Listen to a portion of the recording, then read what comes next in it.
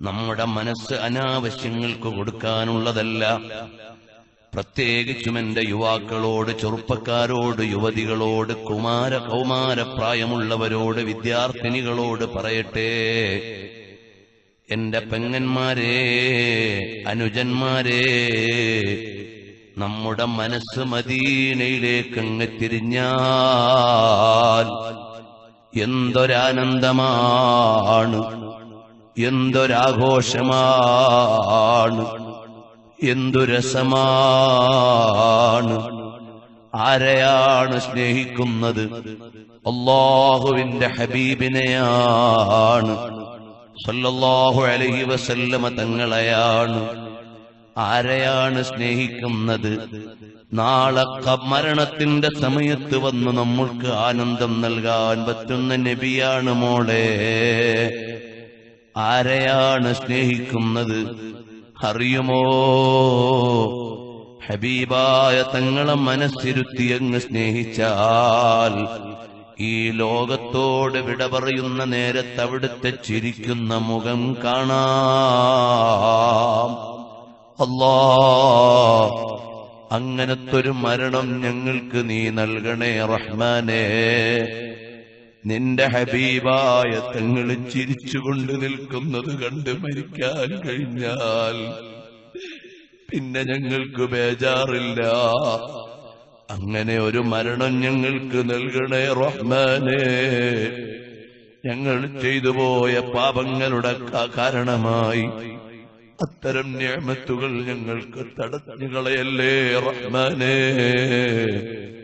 ഹബീബായ മുത്തുൽ റസൂലുള്ളാഹ് സല്ലല്ലാഹു അലൈഹി വസല്ലം തങ്ങൾ ചിരിച്ചുകൊണ്ട് സ്വീകരിക്കുന്നൊരു മരണം എന്തൊരു മരണമാണ്! ബിലാൽ തങ്ങൾ പറഞ്ഞ മരണമാണ്.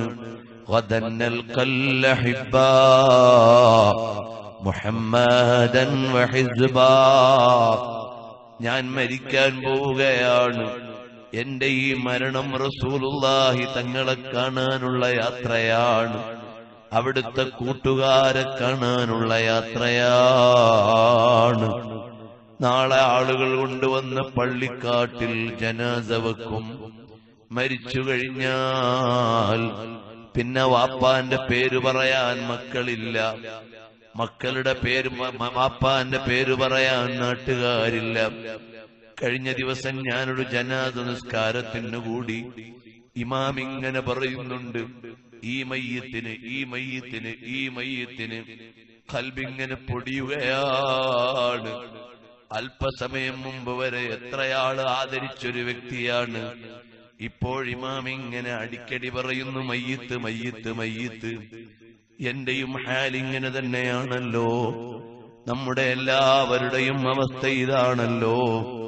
അതാ ഇനി ആർക്കും നമ്മളെ വേണ്ടല്ലോ. എന്തൊരവസ്ഥയാണ്! എല്ലാവരും അങ്ങനെ യാത്രയാകേണ്ടവരാണ്. അല്ലാഹ് മരിക്കുമ്പോൾ സ്വർഗത്തിലേക്ക് ചേരുന്നവർ അവരാണല്ലോ വിജയികൾ. ഞങ്ങളെ നീ അതിൽ ഉൾപ്പെടുത്തണേ റഹ്മാനേ. കൂട്ടുകാരെ, ഹബീബായ തങ്ങളെ സ്നേഹിച്ചാൽ മരിക്കുന്ന സമയത്ത് ഇങ്ങനെ വരും അവിടുന്ന് നമുക്ക് സന്തോഷം നൽകാൻ. ഹബീബായ തങ്ങളെ സ്നേഹിച്ചാൽ ഖബറിന്റെ ഉള്ളിൽ ആരോരുമില്ല, ഒരു വെളിച്ചവുമില്ല, ഒരു സഹായവുമില്ല, ആരോരുമില്ല. പള്ളിക്കാട്ടിൽ കൊണ്ടുപോയി മഴയാകട്ടെ വെയിലാവട്ടെ ഒരൽപ്പം വൈകിക്കാൻ പോലും ആർക്കും മനസ്സു വരുന്നില്ല. കൊണ്ടുപോയി കുഴിച്ചിട്ട് പിരിയുകയാണ്. ആ ഇരുട്ടറയിൽ ഒരു വെളിച്ചം വേണം. ആ വെളിച്ചമാരാണ്? ഇന്ന ബൈതൻ തസാകിനുഹു ലൈസ മുഹ്താജൻ ഇലസ്സുറുജി. വല്ല വീട്ടിലും തങ്ങൾ താമസിച്ചാൽ അവിടെ വിളക്ക് വേണ്ട നബിയേ. ആ ഹബീബായ തങ്ങളുടെ നോട്ടമുണ്ടെങ്കിൽ ആ ഖബർ വെളിച്ചമുള്ള ഖബറായി. അല്ലാ, അങ്ങനെ ഒരു സൗഭാഗ്യം ഞങ്ങൾക്ക് നീ നൽകണേ റബ്ബേ. മഹാന്മാരായ സ്വഹാബത്ത് ചോദിച്ചില്ലേ, ഓ നബിയേ, നാളെ മഹ്ശറിൽ ഈ ജനങ്ങളെല്ലാം ഒരുമിച്ച് കൂടുന്ന നേരത്ത് ഞങ്ങൾക്ക് തങ്ങളെ കാണാൻ എവിടെ വരണം? അപ്പോൾ തങ്ങൾ പറഞ്ഞു, ഞാൻ നിങ്ങളെ കാത്തു നിൽക്കുന്നതാണ് ഇൻദൽ ഹൗളി, ഹൗളിന്റെ അടുക്കൽ കാത്തു നിൽക്കും. ഹൗദുൽ കൗസറിന്റെ അടുക്കൽ ഞാൻ നിങ്ങളെ കാത്തു നിൽക്കും.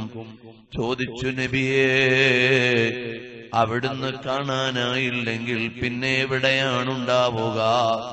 സ്വഹാബത്തിന്റെ ഈമാൻ നോക്കണേ. നാളെ രാവിലെ കാസർഗോഡ് ഞാൻ എത്താം, നിങ്ങളും എത്തണം 10 മണിക്ക്. നിങ്ങൾ വന്നാൽ എവിടെയാ നിൽക്കുക? അത് ഞാൻ സഅദിയ സെന്ററിന്റെ അടുക്കൽ നിൽക്കാം. അല്ല, അവിടെ നിന്ന് അഥവാ വല്ല ബുദ്ധിമുട്ടുണ്ടായാൽ പിന്നെവിടെയാണ് ഞാൻ നിൽക്കുക? അതേ, ബസ് കിടക്കുന്ന വഴിയുടെ അടുക്കൽ നിൽക്കാം എന്ന് നമ്മൾ പറയുന്നതിനേക്കാൾ വലിയ ഉറപ്പോടെയല്ലേ സ്വഹാബത്ത് പറയുന്നത്? നാളത്തെ പരലോകത്തെക്കുറിച്ച് അതല്ലേ മുത്തുനബി തങ്ങൾ പറയുന്നത്? നമ്മുടെ കൽബിൽ പരലോകം ഉറച്ചിട്ടുണ്ടോ? സ്വർഗത്തെക്കുറിച്ച് ഉറപ്പുണ്ടോ? അല്ലാഹുവിന്റെ വിചാരണയെക്കുറിച്ച് ബോധമുണ്ടോ? റബ്ബിന്റെ അനുഗ്രഹങ്ങളെക്കുറിച്ച് ചിന്തയുണ്ടോ? നാളെ സ്വർഗമുണ്ടെന്ന് എല്ലാ മുസ്ലിയാരും വഅദ് പറയുന്നു. അതുകൊണ്ട് ഞാനും പറയുന്നു എന്നല്ലാതെ കൽബിൽ ഒരുറപ്പ് വന്നിട്ടുണ്ടോ? നാളെ റബ്ബിന്റെ വിചാരണയുണ്ടെന്ന് എല്ലാവരും പറയുന്നു, ഞാനും പറയുന്നു എന്നല്ലാതെ ഒരുറച്ച വിശ്വാസമുണ്ടോ?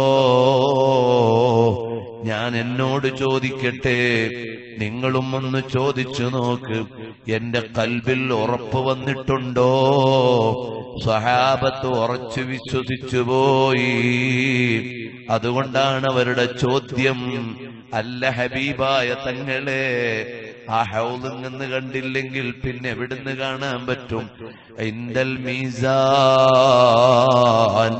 നന്മതിന്മകൾ അളന്നു തൂക്കുന്ന സ്ഥലമുണ്ട്, അവിടുന്ന് കാണാം. പ്രിയമുള്ളവരെ, റബ്ബിന്റെ എത്ര വലിയ സംവിധാനമാണത്!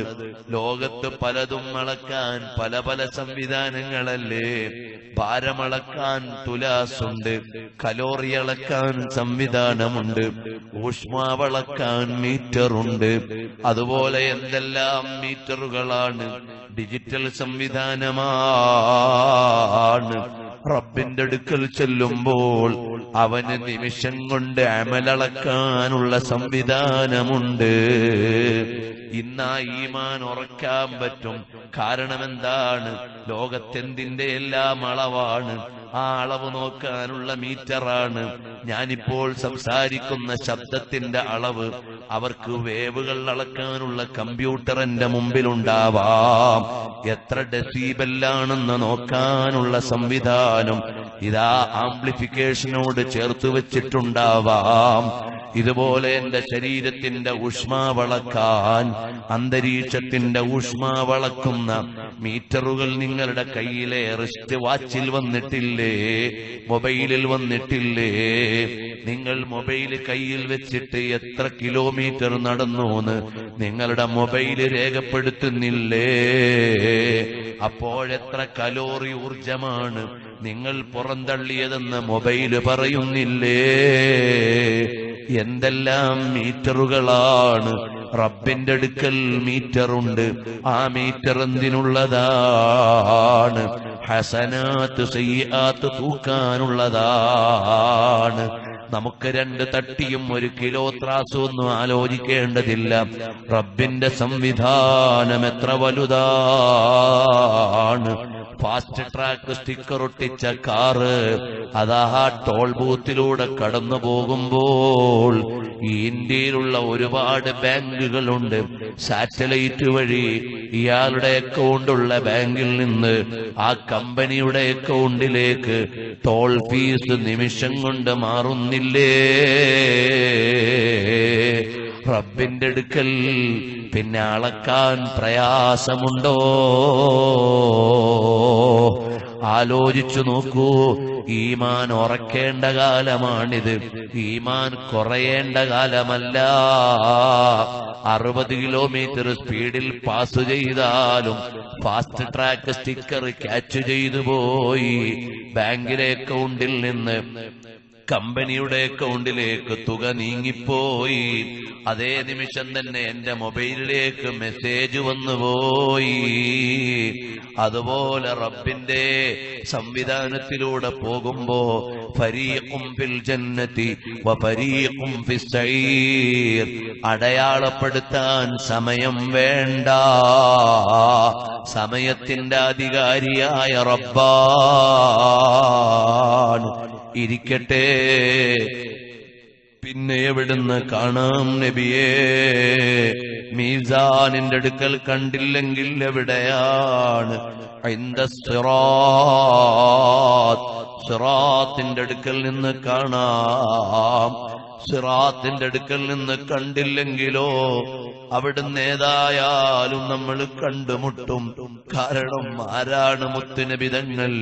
അവിടുത്തെ അനുയായികളിൽ നിന്നൊരാള് സിറാത്ത് സംവിധാനത്തിലേക്ക്, പാലത്തിലേക്ക് കാലെടുത്തു വെക്കുമ്പോൾ അല്ലാഹുമ്മ സല്ലിം അല്ലാഹുമ്മ സല്ലിം, എന്റെ ഉമ്മത്തിലെ ഇന്ന മെമ്പറാണ് കയറിയത്, ഇതിൽ വീണു പോകാൻ പാടില്ല. വൈമിൻകും ഇല്ലാ വാരിദുഹാ, അതിൽ നിന്ന് കാല് പഴയ്ക്കുന്നവൻ നരകത്തിലാണ്. എന്റെ ഉമ്മത്തിലെ ഇന്നയാള് വീണുപോകല്ലേ എന്ന് പറഞ്ഞുകൊണ്ട് നമ്മളെ കൈപിടിക്കുന്ന നേതാവാണ് റഹ്മത്തുല്ലിൽ ആലമീൻ ഹബീബ് റസൂലുള്ളാഹ് സ്വല്ലല്ലാഹു അലൈഹി വസല്ലം.